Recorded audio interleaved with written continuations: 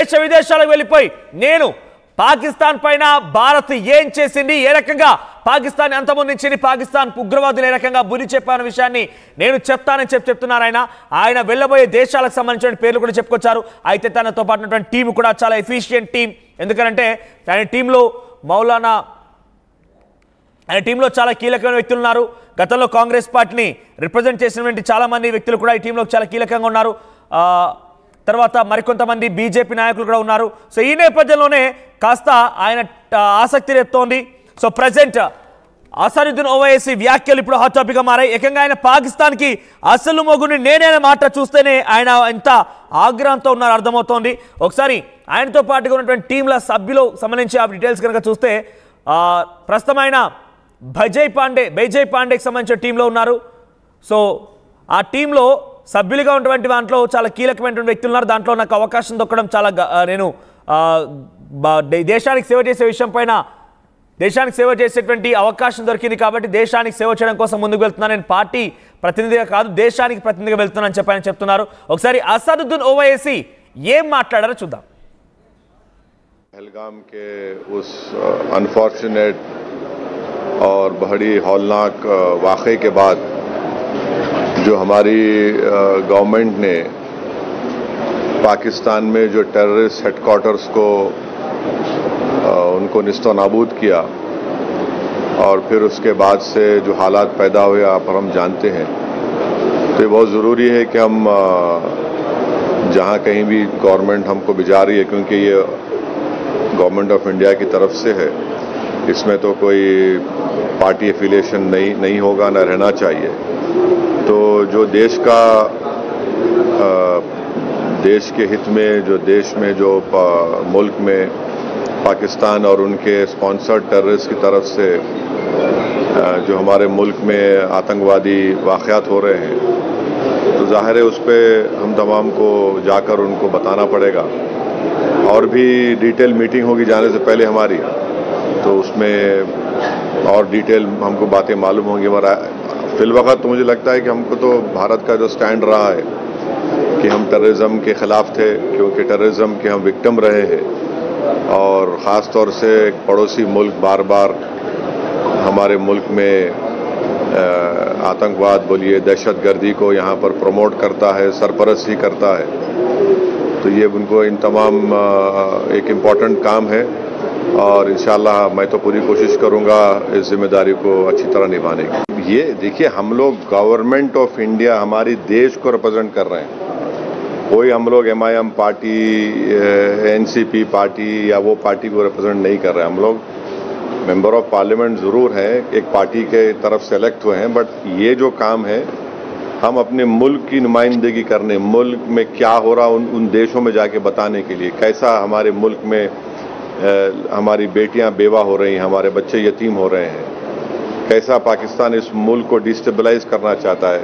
और पूरी दुनिया को ये देखना है कि हमारी फिफ्थ और 4th लार्जेस्ट इकोनॉमी हमारी है. अगर यहाँ पर कोई एक नेबरिंग कंट्री जो खुद इनस्टेबल है, अगर यहाँ पर डिस्टेबलाइज होगा तो पूरे इंटरनेशनल लेवल पे इसका असर क्या पड़ने वाला है, ये समझना है ना, पूरे विश्व को समझना है. రైట్, అసదుద్దీన్ లీడ్ చేసేది బైజాయ్ పాండా. సో బైజాయ్ పాండాకు సంబంధించిన టీంలో అసదుద్దీన్ ఓవైసీ ఉన్నారు. ఆయన బీజేపీ ఎంపీగా ఉన్నారు.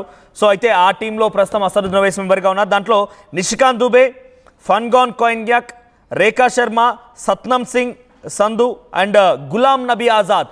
సో అసదుద్దీన్ ఓవైసీతో పాటు అందరూ కూడా టీం సభ్యులుగా ఉన్నారు. వీరంతా కూడా ప్రస్తుతం కొన్ని దేశాలకి వెళ్ళబోతున్నారు. ఈ నెల 22న వీళ్ళంతా పర్యటన ప్రారంభం కాబోతుంది. దాంట్లో వెళ్ళబోయేటువంటి దేశాల పేర్లు కూడా చెప్పుకొచ్చారు. ఆయన UK, France, Belgium, Germany, Italy, Denmark ఈ దేశాలకి ఆయన వెళ్ళి అక్కడ బైజయంత్ పాండాతో కలిసి అక్కడ దేశంలో ఆపరేషన్ సింధూర్ పేరిట పాకిస్తాన్ ఎలా దెబ్బ కొట్టాం, పాకిస్తాన్ ఉగ్రవాదాన్ని ఎలా పెంచి పోషిస్తోంది అంటే దీని యొక్క ముఖ్య ఉద్దేశం ప్రపంచ దేశాల్లో పాకిస్తాన్ యొక్క పిచ్చితనం, పాకిస్తాన్ చేసేటువంటి మరణకాండం, పాకిస్తాన్ చేసేటువంటి మారణహోమం గురించి తెలియజేయడమే ముఖ్య ఉద్దేశంగా ఉంది. సో 7 టీమ్స్ ఉన్నాయి. దాంట్లో బైజయంత్ పాండా ఒక టీం లీడ్ చేస్తున్నారు. మొత్తానికి శశి థరూర్ అన్ని టీమ్స్ కూడా డెలిగేషన్కి ఆయన చీఫ్గా ఉన్నారు. సో అసదుద్దీన్ ఓవైసీ ప్రస్తుతం దీంట్లో ఒక మెంబర్గా ఉన్నారు. అసదుద్దీన్ ఓవైసీ మాట్లాడిన మాటలు డెఫినెట్గా భారతీయ పౌరుల్లో కొంత ఉత్సాహాన్ని నింపుతున్నాయి. ముఖ్యంగా ఆ మైనార్టీకి సంబంధించిన వ్యక్తుల్లో కూడా చాలా ఉత్సాహాన్ని నింపుతున్నాయి. మరిన్ని అప్డేట్స్ మా ప్రతినిధి మధు అందిస్తారు. మధు, సో అసదుద్దీన్ ఓవైసీ వ్యాఖ్యలు ఎలా చూడాలి? ఆయనకి దాంట్లో అవకాశం దొక్కింది. నేను ఎంఐఎం ప్రతినిధిగా కాదు, భారతదేశ ప్రతినిధిగా వెళ్తున్నానని చెప్తున్నారు. ఏకంగా పాకిస్తాన్కి అసలు ముగ్గురిని నేనే అన్నట్టు కూడా మాట్లాడుకొస్తున్నారు ఆయన. సో ఈ వ్యాఖ్యలు చాలా ఉత్తేజపరుస్తున్నాయి, ఉత్సాహాన్ని నింపుతున్నాయి. సో రేపటి రోజున ఈ టీం ఎలా వెళ్ళబోతోంది, ఏ రకమైన పనులు చేయబోతున్నారు? మరి ముఖ్యంగా అసదుద్దీన్ ఓవైసీకి ఏకంగా ఒక టీం డెలిగేట్గానే అవకాశం ఇస్తారు అనుకున్నారు, కానీ దాంట్లో ఒక మెంబర్గా మాత్రం అవకాశం దొక్కింది. సో ఎలా ఉండబోతోంది? వీరంతా ఎటువంటి ఎక్సర్సైజెస్ చేయబోతున్నారు? ఏ రకంగా వీళ్ళు ప్రపంచ దేశాల్లో పాకిస్తాన్ గురించి వివరించబోతున్నారు?